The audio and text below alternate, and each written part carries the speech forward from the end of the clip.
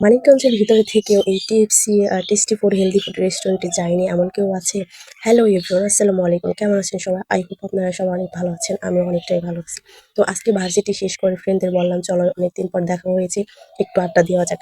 তো তারপর হচ্ছে আমরা এই viral TFC tasty food healthy ফুডে রেস্টুরেন্টে চলে যাই। আর এই রেস্টুরেন্টটা এত ছোট্ট ছিল, মানে অল্প জায়গার ভিতরে করানো হয়েছে। মোটামুটি ভিতরে ডেকোরেশনটা ভালোই ছিল। তো যাই হোক, আমরা ভিতরে যাই। আর এখানে বসার জন্য খুবই অল্প একটু জায়গা ছিল, মানে ৩-৪টা টেবিল পাতা ছিল। আর এইদিকে হচ্ছে প্রচুর পরিমাণে গরম ছিল, মনে হয় এখানে এসি ছিল না। তো এই গরমে তো একদমই শেষ।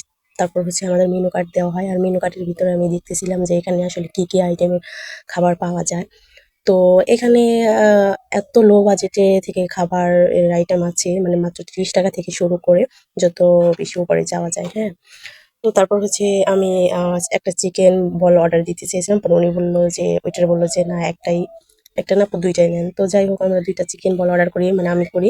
আর আমার ফ্রেন্ড হচ্ছে আম চিকেন বার্গার অর্ডার করে, আরেকটা হচ্ছে চিকেন ফ্রাই অর্ডার করে। তো যাই হোক, আর এইখানকার শুরুতে আমি বলে নেই, এখানকার খাবারটা এত বেশি বাজে ছিল। আমি ভাবছিলাম যে ছোটখাটো একটা রেস্টুরেন্ট, মানে অত মানুষজন নেই, এখানে একটু ভালো সার্ভিস পাওয়া যাবে। আর এই চিকেন বলটা এত বেশি বাজে ছিল, মানে মুখে দিলে কেমন জানি লাগে। আমি তো কোনরকম খেয়ে আর ওগুলা রেখে আসছি। তো আপনারা যারা কোনো ভাইরাল কোনো জায়গা বা রেস্টুরেন্টে যাবেন, আগে হচ্ছে রেস্টুরেন্টের খাবারের সার্ভিসটা কেমন বা খাবার খেতে কেমন সবকিছু জেনে শুনে তারপরে যাবেন।